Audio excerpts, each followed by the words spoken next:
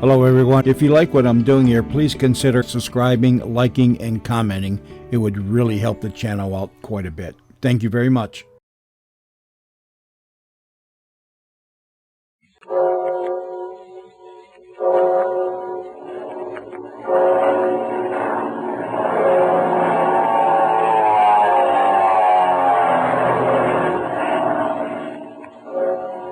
The Skelly Oil Company presents Captain Midnight.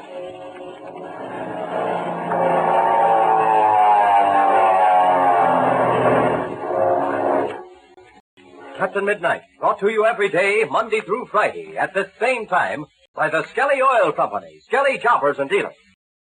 Say, there's nothing I get a bigger kick out of than hearing from you members of Captain Midnight's Flight Patrol. Boy, you certainly do write some swell letters. Why, here's one I just received today. It's from Drew Samuel of Chicago, Illinois. Dear Don Gordon, I've been a member of Captain Midnight's Flight Patrol for a whole year. I thought last year's membership badge was tops, but I like this year's spinner medal even better. That secret password had me stumped for a while, but I know the meaning of it now, and I'm not going to tell anyone until I see if I'm right. All the fellows at school ask me about my swell spinner medal. They want one, too. So I tell them to go with their mother or dad to the Skelly service station and get one. They can't believe it's free, but I tell them to go and find out for themselves. Believe me, I'm a booster for Skelly and Captain Midnight. Signed, Drew Samuel. Well, say, thanks a lot, Drew. Gee, that was swell. Yes, sir, you bet that medal of membership is free. You don't need any box tops or seals either. Not even a penny for a stamp. And it surely is a beauty, isn't it? If you haven't joined yet, you better stop at your Skelly service station with Mother or Dad tonight. Your Skelly man will send right in for your spinning propeller medal. And listen, the minute you get that medal of membership, start figuring out what that secret password means. If you get the answer, don't tell anybody. Just write a letter or a postcard to Captain Midnight, Skelly Oil Company, Kansas City, Missouri, telling what you think the password stands for, and your letter may be printed in the next issue of the Flight Patrol Reporter, our own club newspaper. But say, when Dad drives you over to see your Skelly man, remember this. It's time to change to winter oil. And Dad will surely be glad you told him about Skelly Tagoline winter oil. It's tailor-made for easy starts and smooth, free-flowing lubrication in colder weather. Remember the name, Skelly Tagoline winter oil. And now to Captain Midnight. The famous pilot and Chuck Ramsey are planning a precarious takeoff at daybreak from the treacherous lake bed back in the mountains. In the meantime, Ivan Shark, in his headquarters at the hacienda he has stolen from Senor Juan Perada, is completing plans for a master stroke against Captain Midnight. It is now late at night, and Shark is interviewing Senorita Dolores Perada, distracted daughter of Senor Juan. The cutthroat Gardo is also in the room. Listen as the suave Ivan Shark says, My dear Senorita, every promise I have made you will be kept if you will tell me where the Perada treasure is hidden. I do not know what to do. I have thought and thought, but it does not seem to do any good. All you have to do is to tell me what I wish to know, and everything will be all right. Yes, but you promised me before that you would let me speak to my father, and that you have not done. Senorita, nothing will be accomplished if you become hysterical. On the contrary, if you listen to reason, I will keep the promise I have made. You have only to tell me where the treasure is. I have not said there is any treasure. It is useless to say that, Senorita. Quite useless. You know all about the Perada treasure. You are the only daughter of Senor Juan. He would not have kept you ignorant. Very good, Senor. I will make the bargain with you. Now we're getting somewhere. What is the bargain you wish to make with me? I will do this, Senor. I will write upon a piece of paper the location of the Perada treasure. Excellent, Senorita. As soon as you give me this paper, I will let you and your father go. Wait, Senor, wait. I have not finished. There's something else. Very well. Proceed. After I have written the location of the treasure upon the paper, I will hide the paper. And then, after you have given my father and me our liberty, then I shall tell you the location of the paper. Very clever, Senorita Perada. Very clever indeed. But not clever enough. It would be possible for you to say you've hidden the paper when you have not done so at all. And then you could put false information on it. No, Senorita. I'm afraid it will not do. Ah, come on, Chief. Hand her over to me. I'll find out. Perhaps I shall give you your chance, Gardo, but not quite yet. Very well, senor, but at least you can do this. If I give you a part of the treasure to show my good faith, then you can believe that I will give you a paper that will show the location of the remainder. That, senorita, interests me. Where will you have to go to get this portion you speak of? You will give me the liberty of the hacienda and the gardens. It will not be necessary for me to go outside the wall. Very good, senorita. I agree. It'll soon be morning. For some time I shall be very busy, but later on today I shall be here. Then you shall bring me this part of the treasure you speak of. Then you will agree to the bargain? If the treasure you show me is sufficiently interesting, I shall do as you request. Now then, you shall go.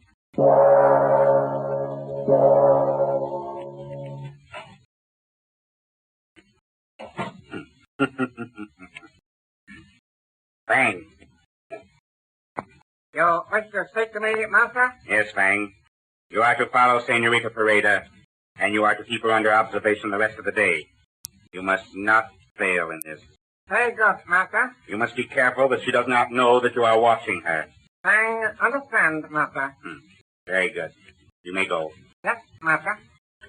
Well, what do we do now, Chief? Very soon it'll be daybreak, Gardo, and we must be in the air. Yeah, but there's a heavy mist around them mountains in the morning, Chief.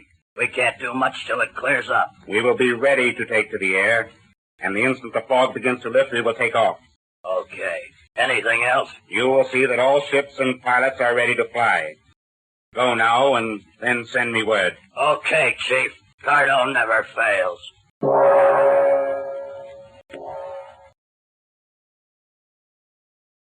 And now, back to Captain Midnight. As daybreak neared, the famous pilot and Chuck Ramsey climbed into the cockpits of the Black Two-Seater and warmed up the engine. Then they start their takeoff. Listen as Chuck shouts. We're almost off, Red. There, the wheels are clear. Yes, I heard them rise, Chuck. There was a lot of drag to the ground there. We got to turn, Red. There are high trees and a steep hill on the other side of the lake face. Yes, I know, Chuck. I jumped her off the ground so as to get into the air as quickly as possible. For the moment, I'm letting her pick up more flying speed. Oh, gee, that's right. We got to have plenty of speed. All right, now that's fast enough, I think. Hold tight. I'm pulling her up into a steep right turn. Shoot the work. I will, Chuck. Hang on. Okay, now we're coming around. How's the handle? She responds to the controls nicely. Can't you feel it when I move the stick? I'll say I can. Are we headed west yet? A little bit north of west. But I don't see any top to this fog, so I'm making a complete circle. Well, how much altitude have you gained now? 300 feet. Still not enough. But by the time we've completed our circle, it will be. Well, I thought we'd begin to break through this fog, but I guess not. No, it must extend higher than we thought. Which way are you going to head after we get out of the crater? Northeast, Chuck. Well, we can't do much if we don't get out of this fog pretty quick. I think we'll break through pretty soon now. You know, it's like this every morning, especially around these mountain peaks. Oh, wait, look. It's beginning to lighten up a little already. It sure is. How high are we now? Well, we're 700 feet. Another quarter turn, and I'm going to head northeast. Remember, we've only got an hour's gas. Yes, I know. But before long, I hope to replenish our supply. Well, how in the world are you going to do that? I'll tell you shortly. Jiminy Cricket, it's getting a lot lighter. Yes, a few more seconds, and we'll be through this stuff. Say, look, I can see the wingtips, Chuck. Can you? Yeah, I can, Red. We're through it, Chuck. And now we're on our way.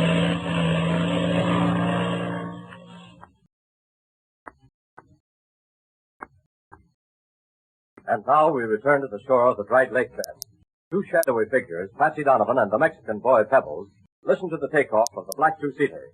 And then, when the sound of the engine had faded into distance, they sat down on a rock ledge. Listen as Patsy sighs and says, Gosh, Pebbles, I'd give anything if I were going with Captain Midnight and Chuck. Well, you said the mouthful, Patsy. I would like to go, too. I sure wish I knew what Red had up his sleeve. Oh, El Capitan Midnight, he has the clever plan to get gasoline and oil. You can bet the sweet neck on that. He sure has. When Red goes after something, he finds some way to get what he wants. Oh, see. But I do not like to see El Capitan Midnight and Chuck go away this morning. Gosh, Pebbles, why not? It's very important or they wouldn't go. See, I savvy that, but I like to have Chuck here this morning. But why, Pebbles? Come on, tell me. I think you've got something up your sleeve. Oh, you think I have something up this sleeve, huh? Well, maybe you are not so far off after all. Come on, tell me, Pebbles. You wouldn't hold out on a pal, would you? Well, I would show you if Chuck were here, too. Then you are holding out on me.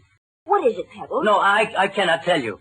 Chuck, he must be here, too. Come on, you tell me, and when Chuck gets back, we'll both tell him. Oh, no. You are like all the girls. You are very curious. Oh, is that so? Well, if Chuck were here, he'd have gotten it out of you already. Well, if Chuck is here, then I show you.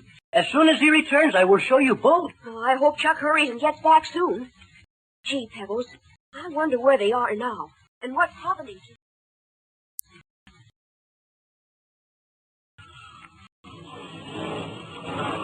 Freezing beacons, Red. Now I can see plainly. We're coming right to Ivan Chuck's landing field next to the Perada Hacienda. Right you are, Chuck. Watch it now, we're about to hit. Keep your eyes on everything around us. Okay, Red, I'm watching everything. All right. I'm going to taxi right up to that shack with the wall there. I think that's where Shark keeps his gas and oil. I don't see a soul around, Red. That's what I was hoping, Chuck. There aren't any planes here on the field. That makes me think they're all out trying to pay us a little visit. Look out, Red. We're going to crack into that shack. No, we're not. Hold tight. I'm slapping on the brake hard. Yeah, there. Now I'll turn around, ready for a quick takeoff. That's swell. Oh, look, Red. Those 5-gallon cans must be gas and oil. And that's going to be our next job, Chuck. Filling up with Ivan Shark's gas. I'll cut the engine, Red. Okay. It's a lucky thing we've got one of Shark's planes, so no one will be suspicious of our landing here. All right, come on now. We've got to work fast.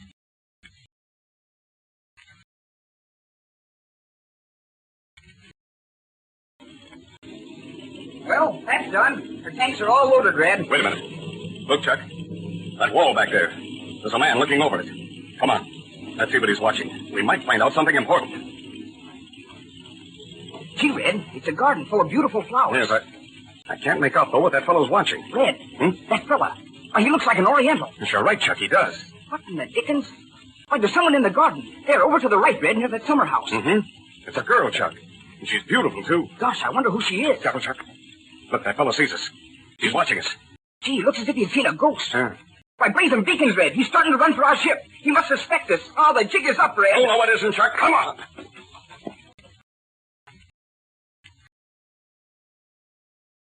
Well, Captain Midnight has chanced a daring stroke.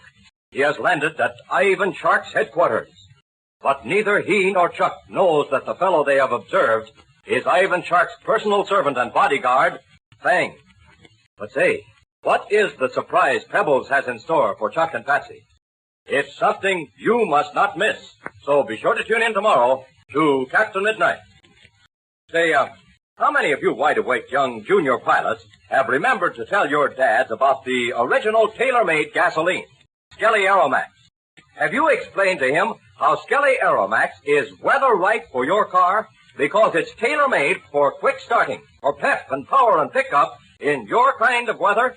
Well, why don't you ask Dad to try a tank full of tailor-made Skelly Aeromax gasoline tonight? Remind him, too, that it's time to drain out that thick, sluggish summer oil and replace it with free-flowing Skelly Tagoline winter oil. Tell him it's better to prepare than repair. Dad'll thank you, I'm sure, for introducing him to a swell combination for winter driving. Tailor-made Skelly Aeromax gasoline and Skelly Tagoline winter oil. Why don't you talk it over with him tonight? Then be sure to stop at your Skelly service station the next time you're out in the family car. Now, don't forget to tune in again tomorrow, same time, same station, for further transcribed adventures of Captain Midnight. Brought to you by the Skelly Oil Company, Skelly Jobbers and Dealers. What is the great surprise that Pablo has in store for Patsy and Chuck when the latter returns? That is, if he and Captain Midnight succeed in getting away from Ivan Shark's headquarters. Be sure to listen tomorrow. Until then, this is Don Gordon, your Skelly Man, saying goodbye and happy landing!